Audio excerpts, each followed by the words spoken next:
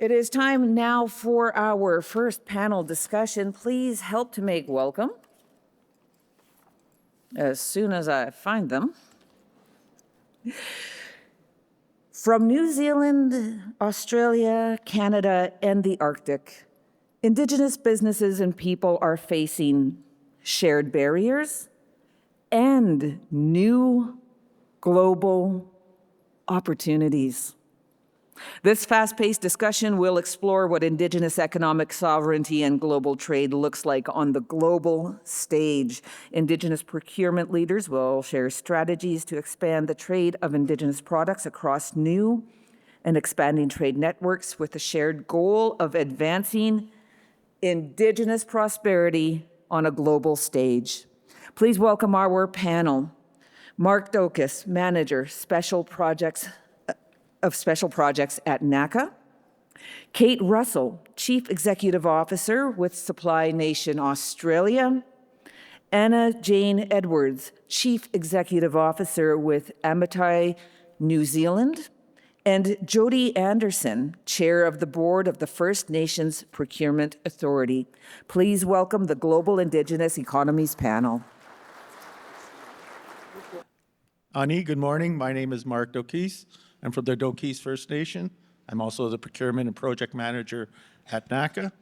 And this morning we have three dynamic Indigenous leaders who will provide their views on Indigenous economic sovereignty and global trade. And it's an honor for me to moderate these wonderful ladies. About a month ago, I had another opportunity to moderate three dynamic women at the National Aboriginal Trust Officers Associations. So it's been a good month for me. So we'll get started, and I'll ask the panelists to introduce themselves and talk a little bit about the organizations they represent. Kate, could you please start? Wantakaloa, Yantibiketan Ngatoa Awabakalain. My name is Kate Russell. I'm a proud saltwater woman from Newcastle, which is about 2 hours north of Sydney, and I'm pleased to be representing Supply Nation. I've been the CEO there for almost 3 years. Supply Nation is a national for-purpose organisation. We're now in our 17th year.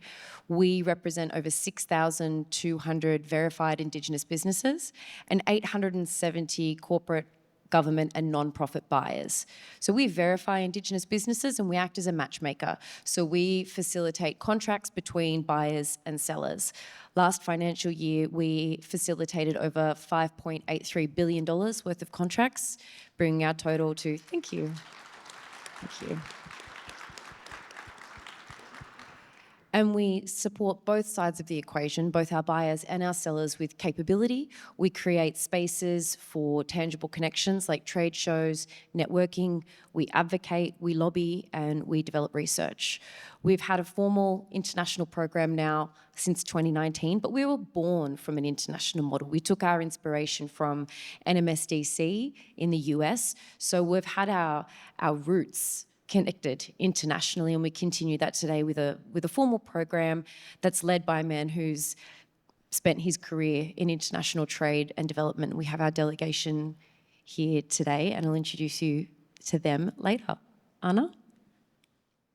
Inga mana, inga reo, rangatira mā, tēnā koutou katoa. Elder Commander, I just want to thank you for opening us up in a good way, recognise the unceded lands of the Algonquin people, and I'm just really pleased to be here. Ko ana Jane Edwards tōku ingoa, he ori tēnei no Waikato me Kukiairani. I am the leader of Amotai. In coming here, I had a conversation with my 7-year-old boy, and I said, Kopa, I'm going to Canada. And I said, what do you know about Canada? And he said, they've got a red and white flag, Mama, and they have a leaf on the front of it. And I said, great, that's awesome. And he said, aren't your earrings from Canada? They were actually beaded earrings from a nation in the US. But what it actually did was opened up a conversation about the earrings that we were gifted. They are dancing woman earrings, and it gave me an opportunity to have a conversation with him about the missing woman that has been happening for generations across both the US and Canada. And that for me is what really is at the heart of the mahi that we do at Amotai. It's about creating opportunities for our children to know and to do different. And in this instance, it's about mana motuhake and about economic sovereignty. And I really was pleased to see when the rangatahi, the young people stood up and were able to be recognised for the role that they play in creating a different future for us. So just want to start there. Amotai is like Supply Nation, grown from a tuakana model where we have learnt from the Australians, the Americans, and come with humility to learn and share in the Canada context. We are also an intermediary. We have 2,500 Māori and Pacifica businesses across Aotearoa and just over 200 buyer organisations that are a part of us. All of those different entities looking to do business with each other and grow opportunity, knowledge, and intergenerational prosperity for our people. Miigwech, thank you. Ani, Buju, Jody Anderson, Indigenous-led, Kuchachingna Dojabao, Ottawa Nanda, Makwanin Dodem. Welcome to Canada. Welcome to Turtle Island. It is an absolute pleasure for me to sit on this stage and share this space with both of you today.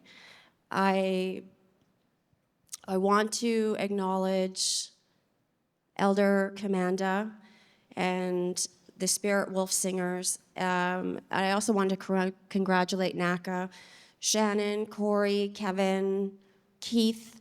Once again, you're putting on an extraordinary event, and I remember when we only needed a quarter of this room. And today we're opening it up further and further and further, which shows the successes of what you've been able to achieve. So miigwech and congratulations to you all. I want to say miigwech to Ministers Alti and Chartrand for coming and showing up today. And it struck me that we have some incredible Indigenous women that are creating space in our world.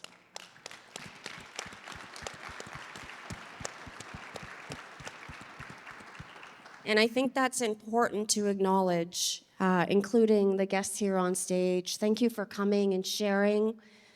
Mary Jane, when we talked last, she was a little bit nervous about coming from Toronto to Ottawa because for the first time, she had to drive on the other side of the road. And her first time, she was coming across the 401, and I thought, oh my gosh, good luck. So congratulations, it's lovely to see you here today. I'm very lucky that I had friends that drove instead. Not an easy, but that was test number 1 in Canada, so you've passed with glowing colors.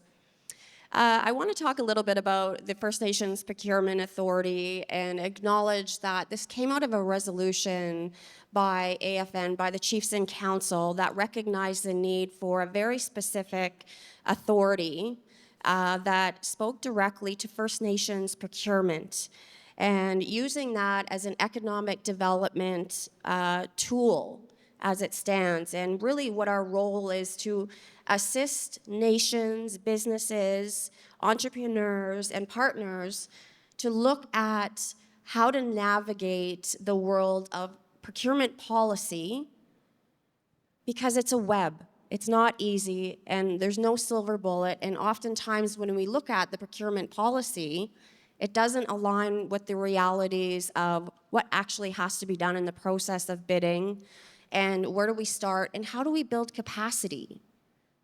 How do we welcome people into the space to become market ready and understanding what it means to be market ready? It also means that there is an opportunity to link up with other nations that have already looked at and experienced a lot of the barriers and challenges that exist and not having to reinvent the wheel. How do we learn and how do we share? We've heard that many times today in terms of creating space and passing along best practices. And we often talk about best practices, but we need to get better at sharing.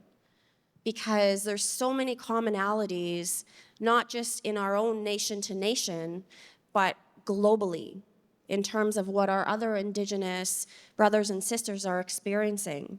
So we wanted to create a space specifically for capacity building, strengthening procurement policy, being advocates on behalf of the businesses and entrepreneurs to strengthen, to create space to scale and grow at the same pace that our non-Indigenous counterparts often get that opportunity. Miigwech. Thank you. How does your organization support Indigenous trade? And what are some of the examples your organization is looking to do more of and advancing economic sovereignty and business trade? And we'll start with you, Anna Jane. Ooh, lucky me. Okay. Yeah, that's okay. My name's Anna Jane. Kia ora.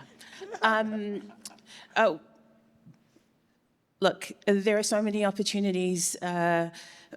In New Zealand, it's been about 8 years since we have had a progressive procurement policy. That's what we call it, and how long Amotai has been around for.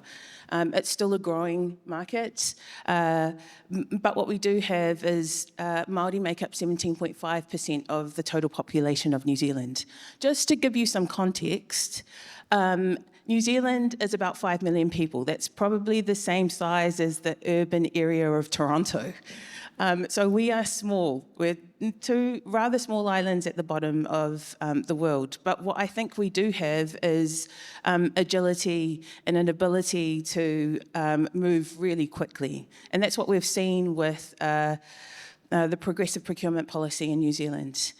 When it came into play, the growth of whānau and individual-owned businesses in the Māori and Pacific business sector grew exponentially. And it was because both public sector and private sector buyers were looking meaningfully into how they open up their supply chains. And now some of those businesses are thinking about what it looks like to trade internationally. We have been going to Australia for the past 5 years, taking a delegation of businesses who are ready to do business there. But what has happened is domestically, they've used private sector buyers to really grow. Using their research and development arms, sizing contracts in a way that enables them to learn and grow at their capacity and capability. It's enabled them to pivot into new parts of sectors, and our focus has always been on growing into sunrise parts of sectors on purpose, because that's where businesses are able to lead in sectors and not be in direct competition with the buyer organisations that are a part of us. I'll pass it over to you. Indigenous Australians we are the oldest continuous culture on earth. We have been trading domestically for over 65,000 years, and there's research to show that we've even been trading internationally with the Makassar in southern Indonesia for several hundred years that have left lasting impacts on culture and language between the two groups. So I'm firmly of the belief that if anybody knows how to do trade internationally, it's traditional peoples, and that maybe the rest of the world could learn something from us. Supply Nation, as I said, we have a formal program, and that's about not only providing tangible opportunities by things like delegations, which we do on a regular basis, but about knowledge and capability. We're also very fortunate that, similarly to New Zealand, because of our geographic location, our businesses are quite open-minded when it comes to the need to, or their appetite for, going global. And many of our businesses do this intentionally, like Elephant in the Room Consulting, that's on our delegation right now, was actually born overseas, and her first client was Canadian, whereas many of our Indigenous businesses are accidental exporters. All of a sudden, they get an order from Vietnam, and what do you know? They're exporting. So our job is to, whether it's intentional or less intentional, is to give them the knowledge, the connections, the capabilities, and the support to try and do that successfully. And part of the reason that we're here in Canada is to not only make those tangible connections, and when I say that, I'll be clear that we're not here to take work away from Indigenous Canadians. We're here with our businesses looking to partner with Indigenous businesses, whether that's to end-to-end supply chain, whether that's to partner, whether that's to JV. But we come here from a Supply Nation perspective, wanting to grow, learn and share. What I've observed in the last week and a half is that you have a fiscal architecture that makes me so incredibly envious. The opportunities you have here in the work of NACCA, we do not have anything like that. My job is to take some of that knowledge home for my people and for my community, and in exchange, we're here to share what I think we do very well, and that is small to medium enterprise procurement. We're also very fortunate in that many of our corporate members are multinational organisations, so we work with them directly to support Indigenous businesses that might want to go overseas. One example of this, beyond the work that we do with Austrade and DFAT, our government departments, is with EY. EY is an organisation that's thinking outside the box. They procure with Indigenous businesses and they procure a significant sum, but they also know that their core capability is that they have a bunch of really smart people working for them.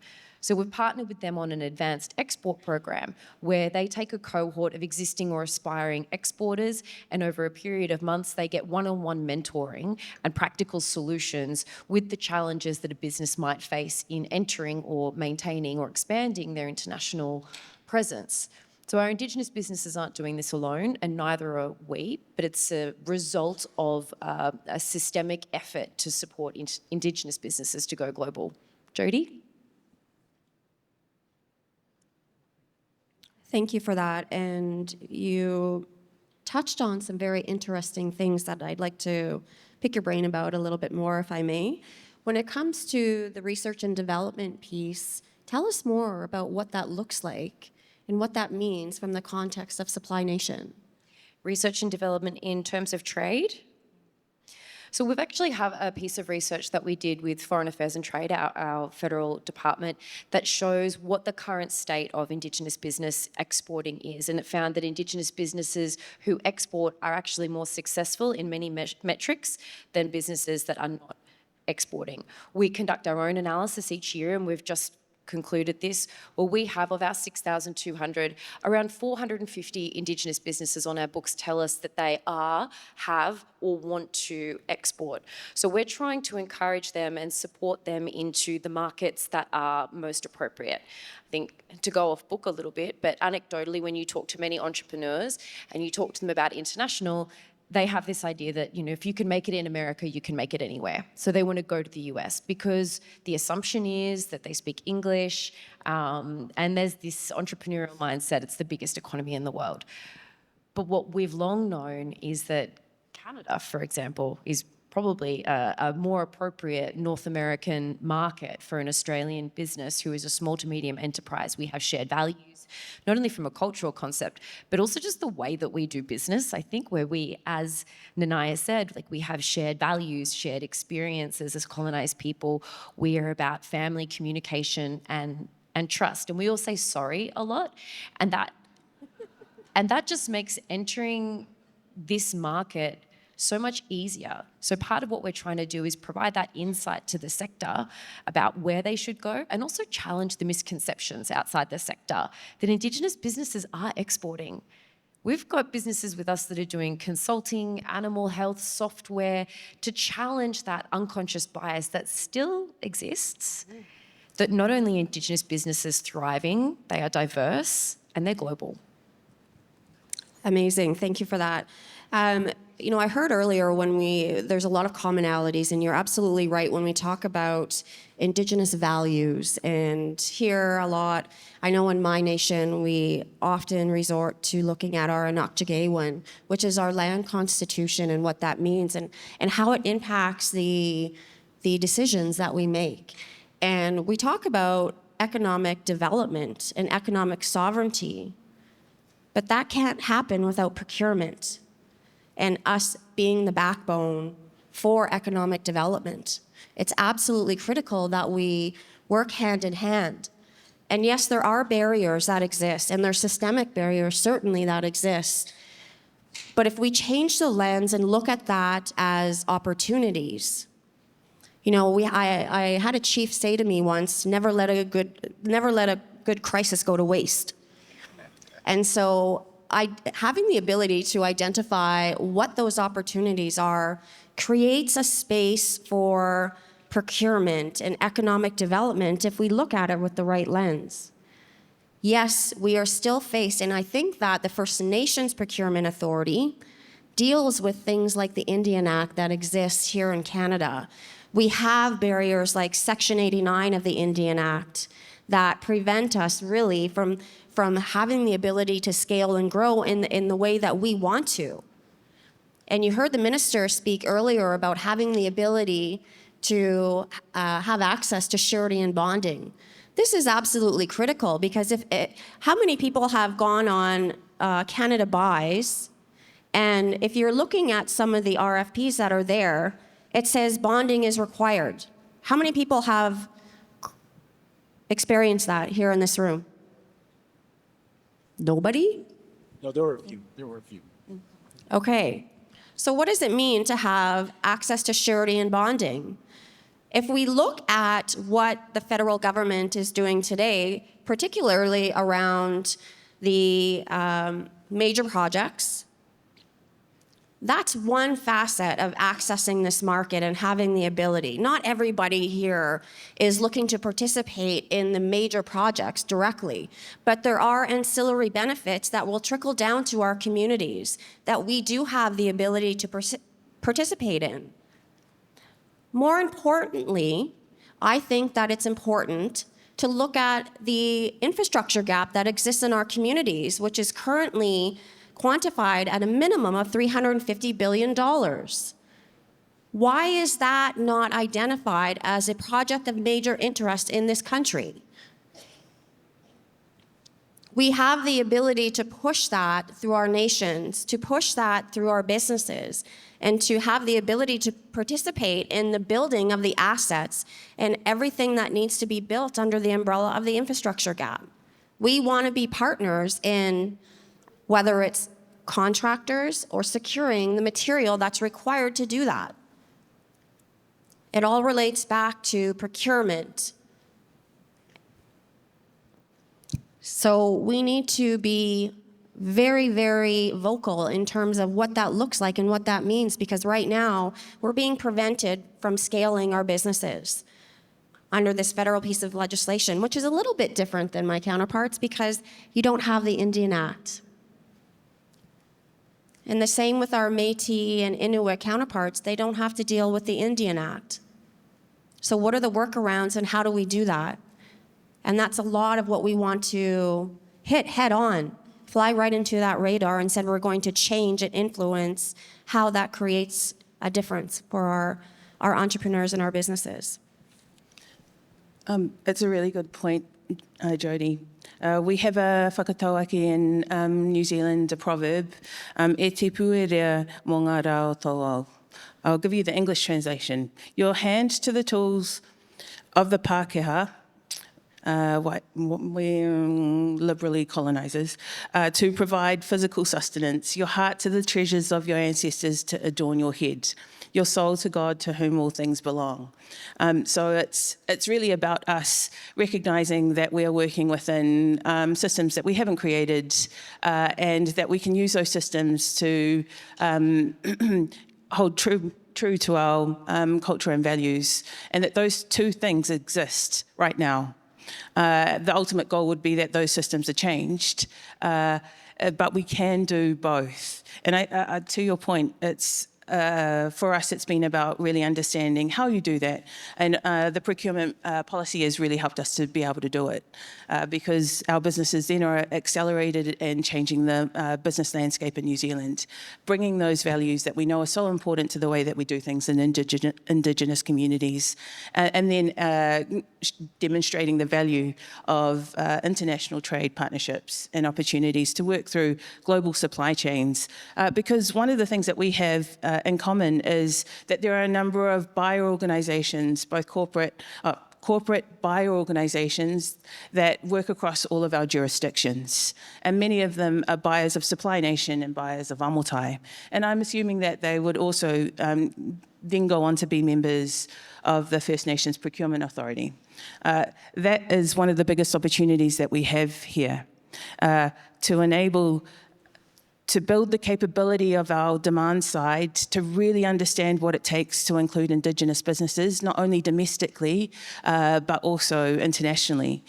Starting with smaller projects where they're able to understand what a JV or a collaboration could look like, what support is required across organisations to enable it, what capital and other things are needed to support that to grow, and then over time become larger organisations that go on to procure from other Indigenous businesses. Thank you, and those were wonderful insights on economic sovereignty and global trade. Jody, how do you believe organizations like yourselves and future collaborations between nations can overcome the barriers that businesses face in the global market? Thank you, Mark. I think there's a number of opportunities that exist, and I think having and creating more space with our global partners and our cousins all over the world is absolutely critical and instrumental. One thing we have learned, particularly in the last year, is that there's a significant shift in geopolitics and how we look at our trade partners. And Kate, you said very clearly, our people have been doing this for years. You know, long before trade agreements and long before this became very political. This was our way of life. This is not new. This is not a trend. This was our way of life that we created long ago. And to go back to those original roots and approach with reciprocity, I think is very important. Also understanding that you don't have to trade everywhere. You have to trade strategically. And understanding what that means, and this is kind of why I was asking Kate around the research and development. Your product may not be suited for everywhere, but you may have very strategic partners placed across the globe that are very interested in the products that we offer, and it serves a very succinct reason and objective that we need to monetize and capitalize on. So I think constant collaboration and understanding that we have, and we talk about economic sovereignty, and we talk about Canada strong, but looking beyond borders is tremendously important, and learning from those who have already walked this path for us and recognizing that they have done that for a reason. Acknowledging the respect that exists between all of the nations, all of the organizations that exist, and making sure that's a two-way information highway. What can we do? What can we learn from your organizations? And what can we help with your organizations here in Canada? I think that's really important. And if I can add to that, Anna and I were thinking over this past week, we're almost jealous of the position that First Nations Procurement Authority is in, where you have a bit of green fields. If I knew what I knew now, even 3 years ago, I wish I had that insight and knowledge. And part of our role is to reinforce to you and First Nations Procurement Authority, when you are ready, we got you. Like, our knowledge is your knowledge. Our books are open. We've been working with NACCA for years. But whatever we can do, IT systems, policy, like, it would be our pleasure, our privilege, and our cultural obligation to support you in the way that we've been supported by organisations globally, like Campsie, and Anna and I have conversations all the time when we have a wicked problem. We extend that invitation to you and anyone in the room. Pick up the phone. Our values as Indigenous people is that we don't leave people behind. And what we've seen, particularly from our Indigenous businesses globally, but also domestically, is that one of the first questions they always ask is like, what can I do for you? How can I help? And that's not something that happens in the non-Indigenous business world. We are very generous with spirit and with our knowledge, and we're really excited to be able to support First Nations Procurement Authority as it sets up. Big witch for that. And Kate, I'll keep you on speed dial, but when those calls come in the middle of the night on your side of the world, I'll be grateful if you answer. Same. No, yeah. Look, we were so lucky to learn from Australia, to have those relationships that Kate was talking about with CAMC and others. It is absolutely our obligation to be able to share that information and look for opportunities for us to collaborate in new ways that enable our children to do different and to be thinking 7 generations ahead. Which I know is baked into our DNA. Like Kate is saying, Greenfields is the opportunity that you have.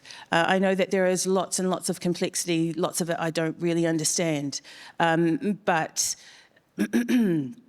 what I do know is that contracts and capital are 2 of the things that can accelerate our Indigenous business landscape. And that you, as NACCA, hold both of those things. And together they could make a real difference. Thank you. Thank you. We want to leave a few minutes for questions from the floor, so we'll get to one last question. Sometimes Indigenous businesses and organizations may feel unprepared or overwhelmed by the changing global landscape. What one piece of advice would you give Indigenous organizations or businesses looking to do more on the global stage or expand trade between diverse Indigenous and non-Indigenous societies? Start with you, Kate. Look, I think it's right to feel overwhelmed and underprepared because I don't think there's anything you can actually do to guarantee success when going global. My analogy is always, it's like becoming a parent. Often we think, that you've got to do certain things before you have a baby, whether that's you've got to have a house or a certain amount of money or something. But the reality is you can tick all those boxes and you're still flying blind when that baby comes. And it's the same. You can have what is export ready. There's export readiness, but there's no amount of courses or knowledge that you can have that will guarantee your success. So do the best you can, but dare I say also, have a go. Start small, build big. It's the same thing as anything in business. You do have to have that entrepreneurial spirit. You do have to be brave, courageous, and audacious. Find the right partners, whether that's domestically with capability support or internationally. And don't underestimate the amount of support that's out there and the importance of shared values in when you go about it. One thing that I would also share is the infrastructure needs to be in place to enable it to happen really well, and there are gaps in that infrastructure at the moment. One of the key things that I can see is that opportunity to bring the container that's required to enable those businesses to be successful together much faster than we've ever seen in our countries. I was freaking out. Like the 0 signs after the numbers that the ministers were talking about are things that we can only dream of in our countries. And I know that money is only one part of the equation, but it is such an important way to resource up. And if I was to say anything, it would be the entrepreneurial spirit of our people is there. It's the role of organisations like the ones in the room to enable the infrastructure to be changed to support those businesses to be successful.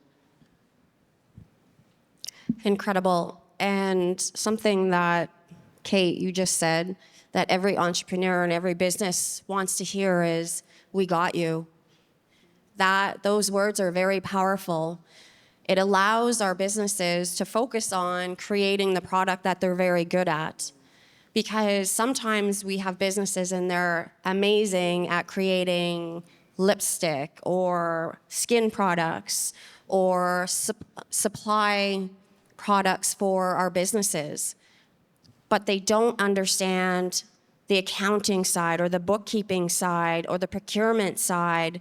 That's where we need the wraparound services and support to say, I got you, come with us, let's build capacity so that you can focus on what you're really good at.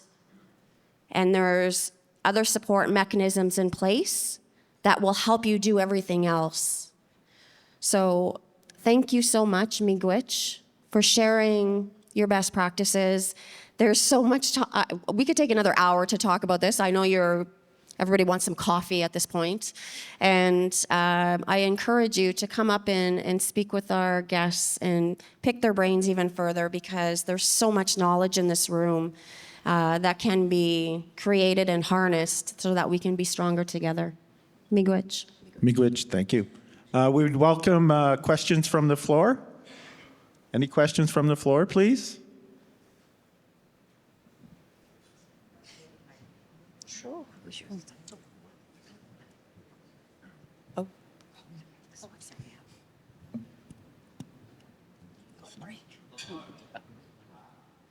I'm up the back here. Hi, Rick from First Nations Economics. If there is one lesson that you've learnt from observing First Nations businesses in practice, what is the piece of advice that you would give to an emerging entrepreneur that wants to change the world? Wow, loaded question. Never take no as an answer. Don't let anybody else define what your dreams are, and there are support systems in place that will allow you to thrive. And if you stumble once or twice or 3 times, it does not mean that that's the end of your journey. Keep going and keep pushing forward. Anna Jane? Similarly to that, I would say stay true to your vision, to your mission, and to your spirit. Here. Look, I just think that young people are doing business differently these days, and that needs to be the way in which we do business moving forward. So it's really to us to enable that to be the way in which business continues. So for us to create the spaces that enable that to be the norm. Thank you. Do we have any more questions from the floor? No, I don't see any. Mark, I just want to add something else that I didn't say, is continue to build your network. There's a number of institutions that exist right across Canada that can help you. Whether you're looking for trade, there's Export Development Canada that exists here, that they have frameworks and support systems in place, but grow your network so you know where to turn to in times that you need to reach out to somebody to find a solution. Miigwech, thank you. Oh, there is a question right here.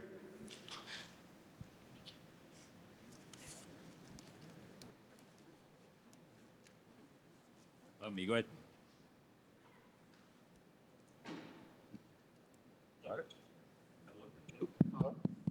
Does it work? I think it's working now. There we go. Great panel. Just quick question about so negotiating. Like, how important do you think negotiating is for an entrepreneur, and how would you say for them to improve that? I guess to improve their business. Look, negotiating is a key skill, but I think there's a different way in which, like, for me, negotiating makes me feel a bit yucky sometimes, but I try and stick true to my cultural roots when I'm having those conversations. And negotiating to me is about finding a point of mutual agreement. It's not about winning, it's not about going in hard, and it's not about doing things that I wouldn't be proud of or that I wouldn't like done to me.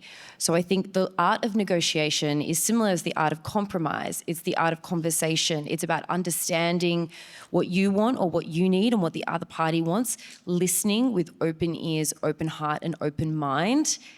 Otherwise, it becomes transactional rather than a sustainable partnership. And I think every contract needs to be treated as if it were the start of a sustainable partnership. I'm not an entrepreneur, so. We kind of are. from a corporation perspective, corporations hold the power in the relationship. And it really is up to them to be changing the way in which they do business with Indigenous businesses. Recognising the position in which that business is coming into the supply chain, recognising that cash flow may be a challenge, that bonds, as we've spoken about, will definitely be a challenge. So what is the role of a corporation in changing those terms and conditions that enable an Indigenous business to sit at the table and meaningfully negotiate? And that is some of the services that Amotai provides, is tools and tips to buyer organisations about what they need to do to enable meaningful negotiation and successful outcomes and contracts. So it's also about holding the organisation in which you are negotiating with accountable to their ESG goals, or whatever brought them, whether it's a procurement target, whatever brought them to the table in the first place, and recognising that things need to be done differently to enable you to be adding all the value that you can bring as a business into their supply chain, and the potential that your business can bring into the growth of their supply chain overall. Thank you. I think one thing that is important is understanding what your objectives are going into the meeting, understanding what you're willing to compromise on, but never compromising your value, and never letting anybody else take away from the value that you're coming with. Because if they don't see that value, then move on, because somebody else will. Miigwech, thank you for your attention. And please give these dynamic leaders a round of applause.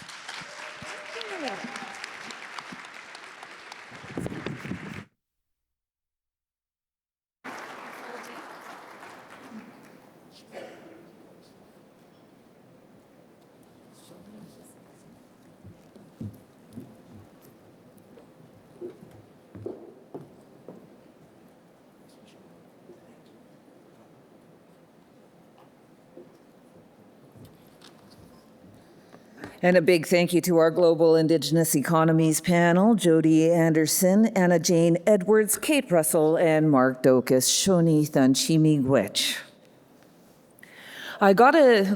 Yes, please, another round of applause. A really great conversation and great advice, especially that when you get a no, just throw it aside, keep going. Someone is looking for you. Someone is looking for your ideas. Keep going. Shonithan.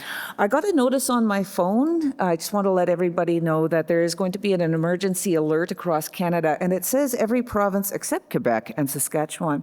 I know we're in Quebec. I don't know what the rules are, how close we are to Ontario, so if that happens, that's what's coming down the line. They're testing the emergency lines, and I thought I'd let everybody know.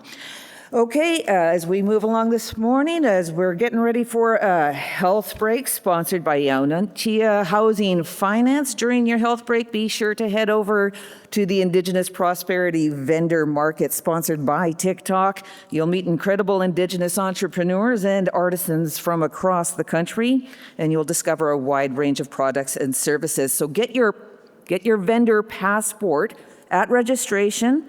Collect stamps at each booth. You need to make at least one purchase to be able to enter to win an iPad. So now starts your health break, sponsored by Amotai Housing Finance.